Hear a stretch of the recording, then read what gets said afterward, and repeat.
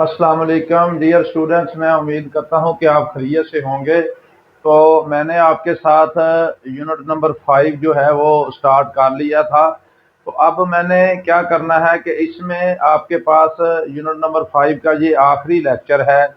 इसमें आपके पास क्या होगा, पहले मैंने आपके साथ यानी कि यूनियन का आपको कॉन्सेप्ट दिया था, उसके बाद मैंने आपके साथ इंटरसेक्शन का कॉन्सेप्ट दे दिया था। उसके बाद मैंने आपको बताया था कि दो जो सेट होते हैं उनका डिफरेंस हम कैसे लेते हैं। और उसके बाद क्या किया था कि मैंने आपको सेट का कंप्लीमेंट का जो है वो कॉन्सेप्ट दिया था। तो ये सारे जो मैंने इसमें तकरीबन कोई 30 के करीब आपके साथ जो है वो शॉर्ट क्वेश्चन डिस्कस किए हैं। तो मैं अल्लाह ताला से उम्मीद करता हूं कि इन 30 जो क्वेश्चन मैंने आपके साथ डिस्कस किए हैं, इसमें 3 जो शॉर्ट क्वेश्चन हैं वो लाजमी तौर पर आपको पेपर में जो है वो आ जाएंगे। अब इसमें हमारे पास आज जो है टॉपिक वो बहुत ही इंटरेस्टिंग टॉपिक मैंने आपके साथ डिस्कस करना है कि वो कौन सा टॉपिक है। वो आपके पास है कार्टेशियन प्रोडक्ट। अब इसमें मैंने आपको इसके बताने से पहले मैंने साथ साथ आपको ऑर्डर पेयर की भी डेफिनेशन पिछले लेक्चर के अंदर मैंने आपके साथ जो है वो डिस्कस की थी। अब ऑर्डर पेयर भी मैंने आपके साथ डिस्कस कर लिया था। अब कार्टेशियन जो प्रोडक्ट है, आइए हम उसको देखते हैं कि कार्टेशियन प्रोडक्ट वो आपके पास क्या होती है। Cartesian product of the two non-empty set A and B denoted by A cross B। अब कार्टेशियन प्रोडक्ट को हम A क्रॉस B भी हम इसको लिखते हैं। बाद स्टूडेंट इसको A मल्टीप्लिकेशन समझ लेते हैं, लेकिन ये क्रॉस होता है आपके पास। तो अब इसमें consist of all the ordered pairs X and Y such that X belongs to A and Y belongs to B। जो A होता है, X की वैल्यू होती है वो belongs to A के साथ करती है, और जो y होता है ये आपके पास क्या करता है, बिलोंग टू b आपके पास करता है। एग्जांपल है कि सेट a आपके पास ये वाला है, 1 दिया हुआ है, सेट b ये दिया हुआ है। अब इनकी कार्टेशियन जो प्रोडक्ट है इसको हमने डिस्कस करना है कि कार्टेशियन प्रोडक्ट क्या होती है। अब देखें, a क्रॉस b, जब 1 को मैंने 2 के साथ मिला दिया है और 1 को ही मैंने 3 के साथ मिला दिया है, तो ये आपके पास क्या बन जाएगी, ये आपके पास कार्टेशियन प्रोडक्ट बन जाती है। अब इसी तरह आपके पास क्वेश्चन नंबर जो है ये वाला है 23 जो क्वेश्चन है, इसको हम देखते हैं। क्वेश्चन नंबर 23 को ऊपर वाला जो कार्टेशियन प्रोडक्ट वाला था ये 22 था। अब इसमें क्या करना है कि a की वैल्यू हमारे पास दी हुई है 0 2 4 और b की वैल्यू हमारे पास दी हुई है -1 और 3। Then find a cross b and b cross a। तो हमने क्या करना है, a क्रॉस b और b क्रॉस a को फाइंड आउट करना है। तो आइए देखते हैं कि हम इसके सोल्यूशन में कि a क्रॉस b को हम कैसे फाइंड आउट करते हैं। अब a क्रॉस b को जब हमने लिखना है तो a की वैल्यू जो है हमारे पास वो दी हुई है, क्या दी हुई है, 0 2 और 4 आपके पास दी हुई है। और जो b की वैल्यू है ये हमारे पास क्या दी हुई है, -1 और 3 आपके पास जो है वो दी हुई है। तो आपने क्या करना है, आपने करना यह है कि a क्रॉस b को फाइंड आउट करना है। तो a क्रॉस b को जब हमने लेना है तो क्या करेंगे, पहले a की वैल्यू लिखेंगे 0 2 और 4 आपके पास आ जाएगा। क्रॉस b की वैल्यू क्या आ जाएगी, -1 और आपके पास क्या आ जाएगी, ये 3 आ जाएगी। तो अब जब हमने इसका क्रॉस लेना है तो डियर स्टूडेंट्स इसको हम देखते हैं कि इसका क्रॉस कैसे लेते हैं। अब क्रॉस लेने के लिए पहले क्या करना है कि 0 को मैंने -1 के साथ मिलाना है, फिर 0 को क्या करना है, मैंने 3 के साथ मिलाना है। तो आइए देखते हैं हम इसको कैसे करते हैं। अब इसमें करने से पहले आपने क्या करना है, इसको देखते हैं कि a क्रॉस b को जब हम फाइंड आउट करते हैं तो a क्रॉस b आपके पास क्या आ जाएगा, a क्रॉस b आपके पास आ जाएगा 0 को पहले मैंने 0 -1 किया है, तो उसके बाद क्या आ जाएगा, फिर 0 को मैंने किसके साथ मिला देना है, 0 को मैंने 3 के साथ मिला देना है। पहले 0 को क्या किया है मैंने -1 के साथ, फिर 0 को 3 के साथ। इसी तरह 2 को मैंने क्या किया, -1 के साथ, फिर क्या किया, 2 को -1 के साथ मैंने मिला दिया है, और फिर 2 को मैंने क्या किया है, 3 के साथ मिला दिया है।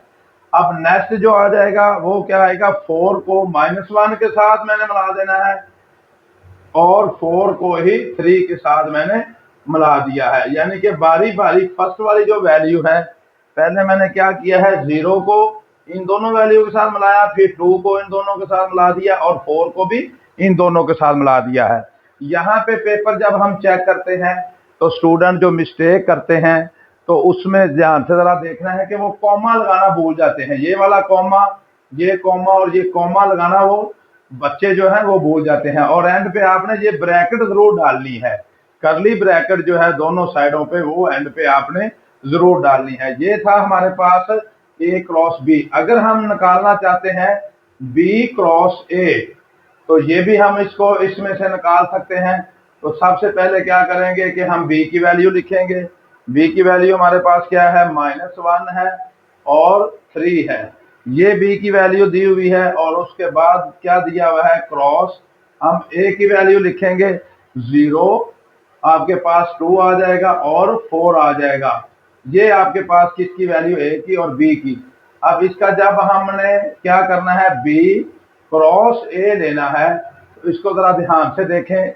वैसे का वैसे ही -1 को हम 0 के साथ मिला देंगे, -1, 0 आपके पास आ जाएगा। इसी तरह -1 को हमने क्या करना है, -1 को 2 के साथ मिला देना है। इसी तरह -1 को हमने किसके साथ मिला दिया, 4 के साथ। यानी कि -1 को मैंने लिया है, इसको 0 के साथ मिलाया, -1 को 2 के साथ और -1 को ही 4 के साथ। अब क्या किया, 3 को 0 के साथ मैंने मिला दिया है और 3 को 2 के साथ मिला दिया है और उसके बाद क्या आ जाएगा, 3 को हम क्या करेंगे, 4 के साथ मिला देंगे। तो ये आपके पास क्या आ जाएगा, ये आपके पास आ जाएगा बी क्रॉस ए आ जाएगा। ये था कि क्वेश्चन नंबर 23 जिसमें मैंने आपके पास ए क्रॉस बी निकाला है और उसके बाद बी क्रॉस ए को भी जो हमने फाइंड आउट कर लिया है। अब उसके बाद जो क्वेश्चन नंबर 24 आ जाएगा, 24 जो क्वेश्चन है वो भी सेम एज इट ऐसे ही है।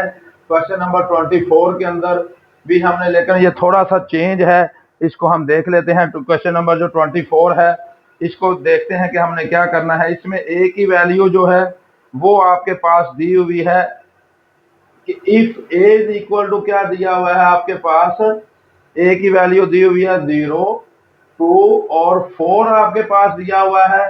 ये ए की वैल्यू दी हुई है और बी की जो वैल्यू दी हुई है वो आपके पास क्या है, बी की वैल्यू आपके पास दी हुई है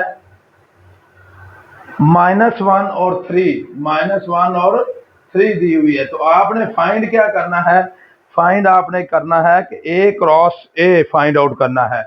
तो देन फाइंड क्या करना है आपने, ए क्रॉस ए फाइंड आउट करना है।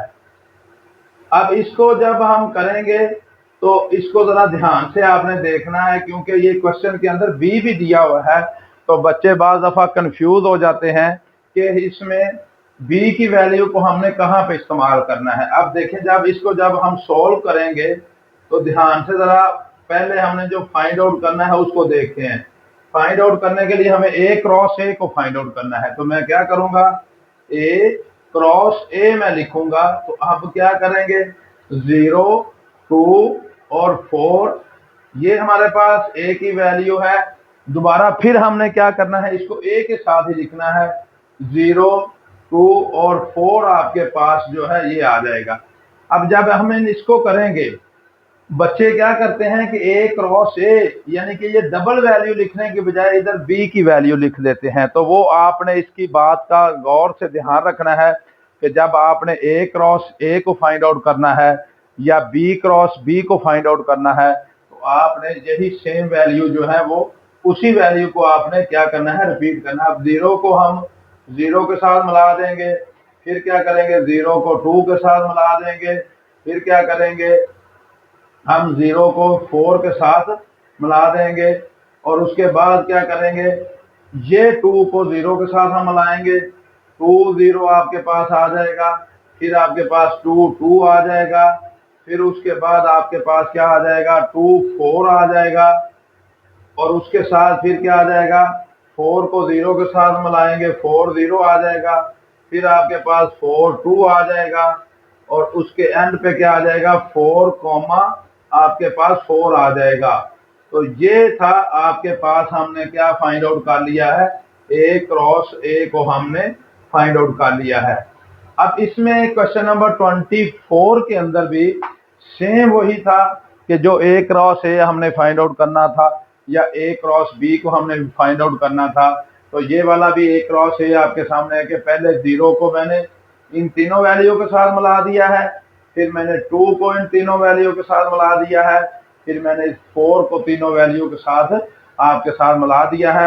अब नेक्स्ट है हमारे पास जो क्वेश्चन नंबर 25 है कि if L is equal to A B C and M is equal to D E F और G, ये हमारे पास दिया हुआ है। देन आपने फाइंड क्या करना है, L cross M and M cross L को फाइंड आउट करना है।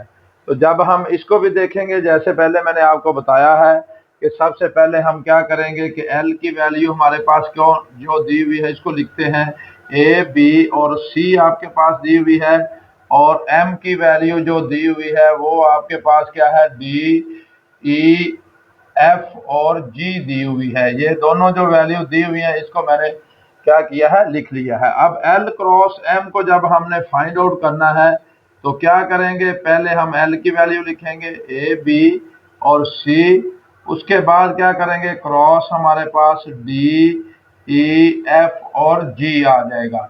ये हमारे पास L की वैल्यू है और ये M की वैल्यू है। तो क्रॉस को जब हमने करना है, ए को डी के साथ मिलाना है, फिर कॉमा क्या करना है, ए को ई के साथ मैंने मिला दिया है, फिर ए को एफ के साथ मैंने मिला दिया है, फिर ए को ही हमने क्या किया है, जी के साथ मिला दिया है।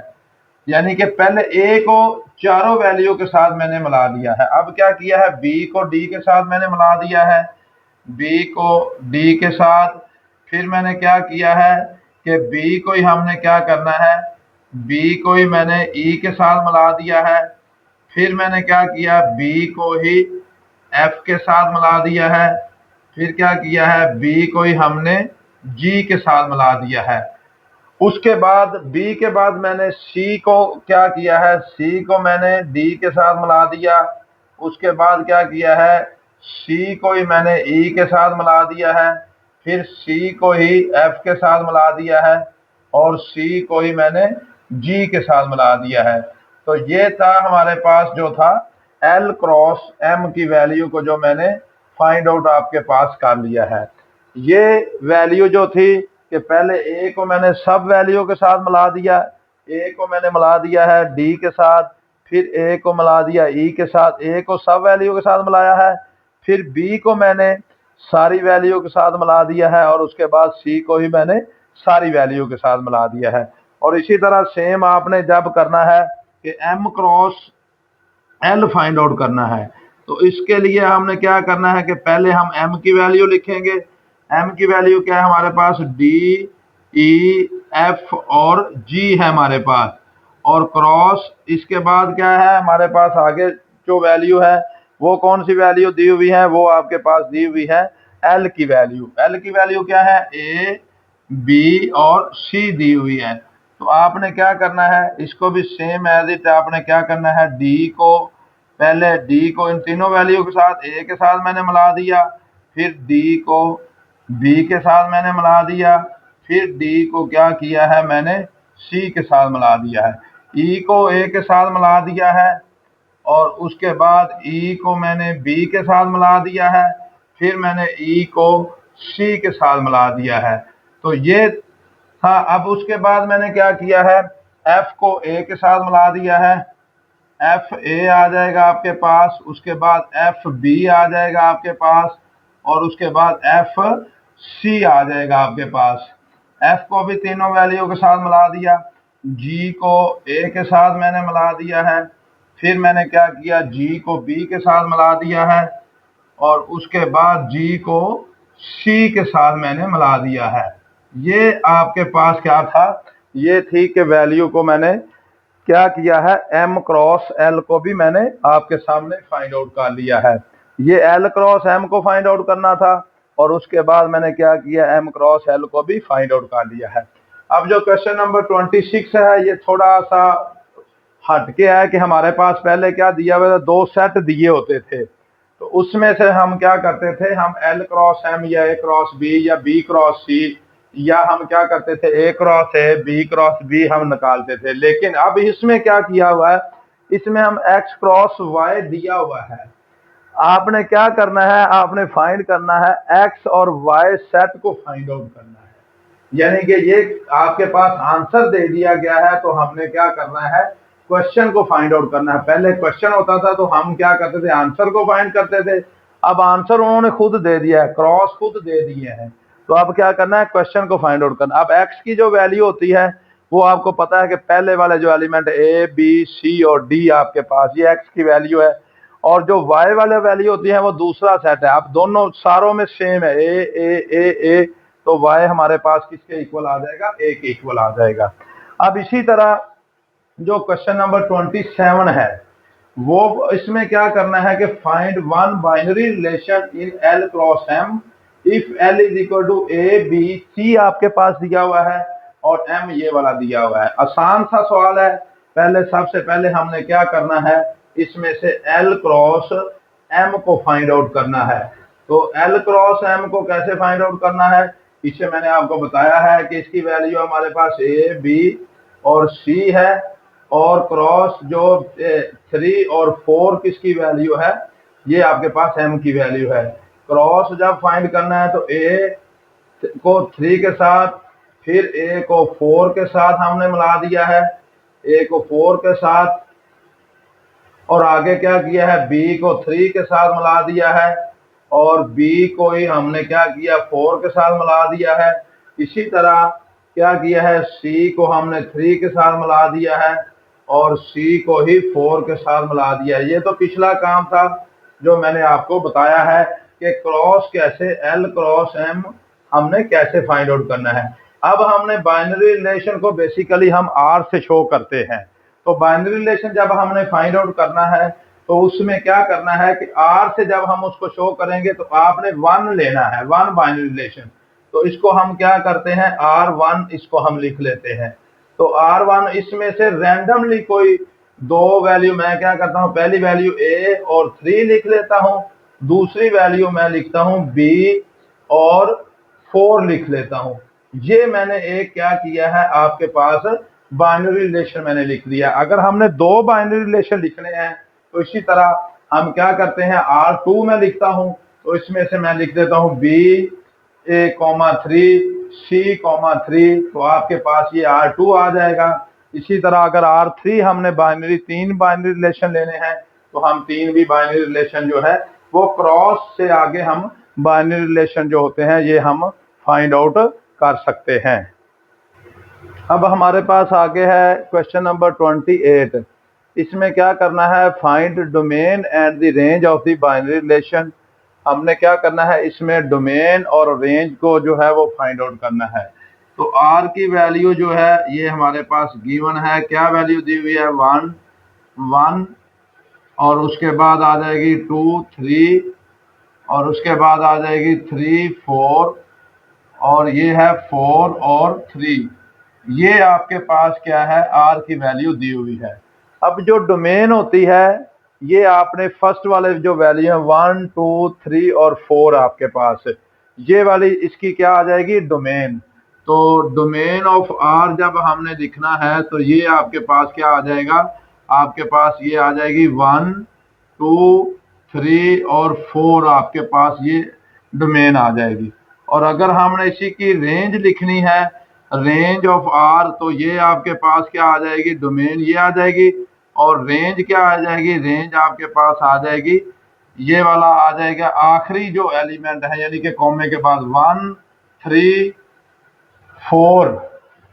अब इसमें क्या आ जाएगा कि आखिरी जो एलिमेंट है 1, 3 और आपके पास 4 जो है, ये आपके पास क्या आ जाएगी, रेंज आ जाएगी। रेंज में और डोमेन में दोनों में फर्क क्या है कि जो डोमेन होती है वो आपके फर्स्ट वाले जो एलिमेंट होते हैं 1, 2, 3 और 4, और जो रेंज होती है वो आपके पास आखिरी जो 1, 3, 4 और 3 दो बार रिपीट हुआ है, लेकिन हम इसको जब डोमेन में लिखते हैं और रेंज में लिखते हैं तो हमने इसको सिंगल टाइम ही हमने लिखना है। इसी तरह सेम एज इट हमने क्या करना है, ये आपके पास आर दिया हुआ है, तो आपने क्या करना है, इसकी भी डोमेन और रेंज लिखनी है। तो डोमेन और रेंज क्या लिखेंगे, इसकी आर की वैल्यू हमारे पास क्या दी हुई है, आर हमारे पास ये दिया हुआ है कि आर इज इक्वल टू कौन सी वैल्यू है, 2 4 आपके पास दिया हुआ है, उसके बाद आ जाएगा 3 और 6 दिया हुआ है, उसके बाद 4 और 8 दिया हुआ है। ये वाली वैल्यू दी हुई है आपके पास आर की। तो इसमें सबसे पहले हमने जब डोमेन लिखनी है तो डोमेन ऑफ आर इसकी क्या आ जाएगी, डोमेन ऑफ आर जब हम लिखेंगे तो ये आपके पास आ जाएगा 2 3 और 4 आ जाएगा।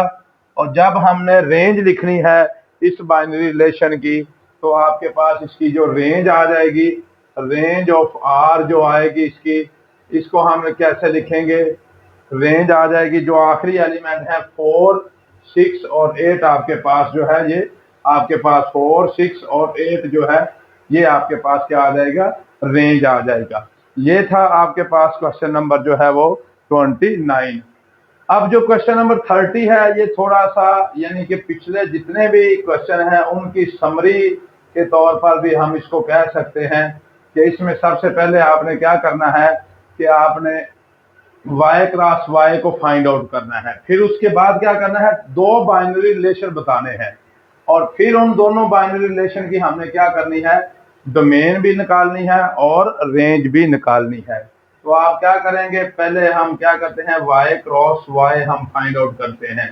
तो y क्रॉस y क्या है, -2 1 और 2 आपके पास आ जाएगा क्रॉस, ये आ जाएगा -2 1 और आपके पास क्या आ जाएगा, 2 आ जाएगा।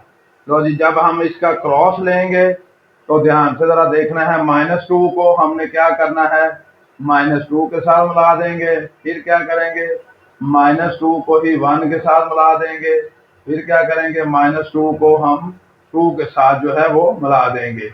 अब इसी तरह 1 को -2 के साथ हम मिला देंगे, 1 को -2 के साथ, और फिर हम क्या करेंगे, 1 को 1 के साथ हम मिला देंगे, फिर हम क्या करेंगे, 1 को 2 के साथ मिला देंगे। इसी तरह 2 को -2 के साथ हम मिला देंगे, 2 -2 आपके पास आ जाएगा, फिर 2, 1 आ जाएगा, फिर आपके पास 2 और 2 आ जाएगा। ये मैंने क्या किया है, आपके पास बाइनरी जो है वो y क्रॉस y जो है ये मैंने फाइंड आउट कर लिया, यानी कि कार्टेशियन प्रोडक्ट जो है वो मैंने फाइंड आउट कर ली है। अब इसमें बाइनरी रिलेशन बताने हैं, सबसे पहले मैं R1 जो है वो लिखता हूं, क्योंकि दो बनाने हैं तो एक का नाम मैंने R1 रख लिया है।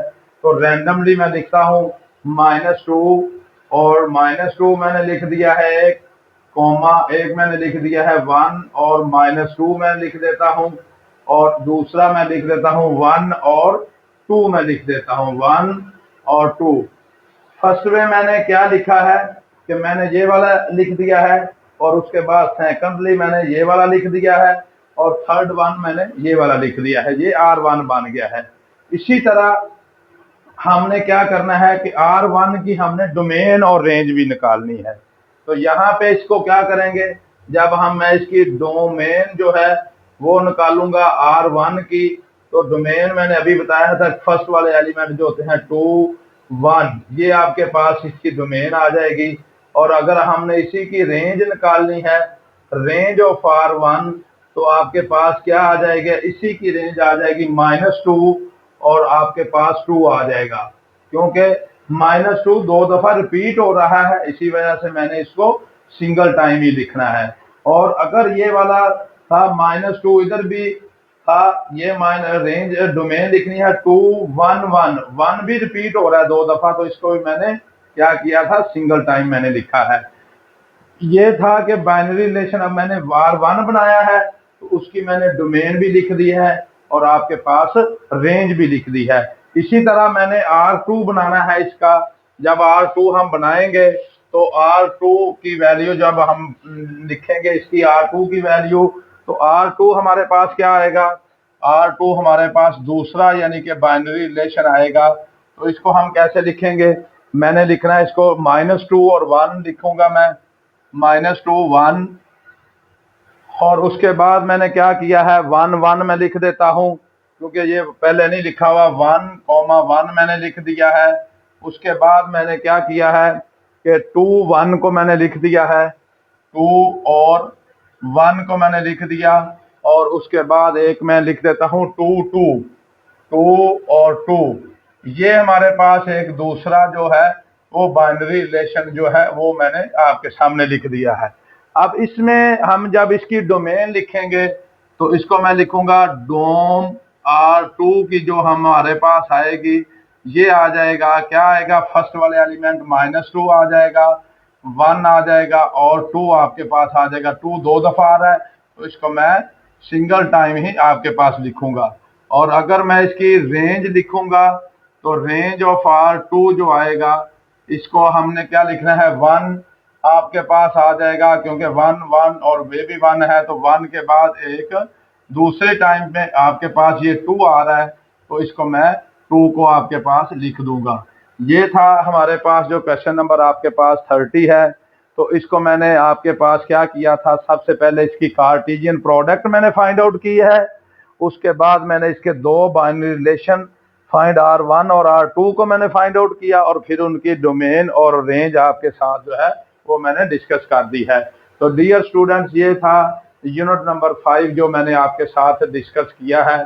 उसके बाद मैं नेक्स्ट जो है वो यूनिट नंबर 6 आपके साथ डिस्कस करूंगा। ये थे सारे इंपॉर्टेंट क्वेश्चन हैं जो आपको 10th क्लास में जितने भी पेपर पास पेपर आएंगे आए हुए हैं उनके अंदर ये आए हुए हैं। और नेक्स्ट जो आपका पेपर इंशाल्लाह ताला इन्हीं क्वेश्चन के अंदर जो है वो आएगा। तो आपने नेक्स्ट मेरी वीडियो के लिए मेरे चैनल को सब्सक्राइब करना नहीं भूलना। M.Ashraf Mehr ऑफिशियल मेरा चैनल है, इसको आप सब्सक्राइब करें, कमेंट करें, और इसको नेक्स्ट जो है वो ज़्यादा से ज़्यादा आप शेयर भी करें। ओके बेटे, अल्लाह हाफिज़।